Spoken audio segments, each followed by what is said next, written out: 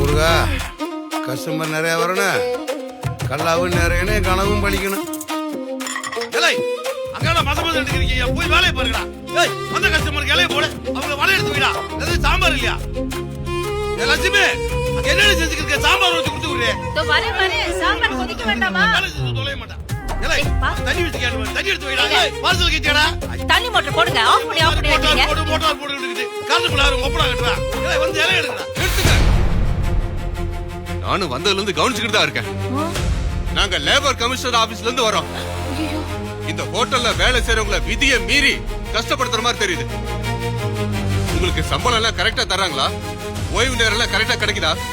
Pongal தீபாவளின்னு bonus எல்லாம் கரெக்டா கொடுக்குறாரு அவரு. பயப்படாம சொல்லுங்க, இதா இருந்தாலும் நான் பாத்துக்கிறேன். நான் அவங்களுக்கு எதுவுமே கொடுக்க மாட்டேன் சார். என்னது? ஏன்னா அவங்க எல்லாரும் என் குடும்பத்தை சேர்ந்தவங்க.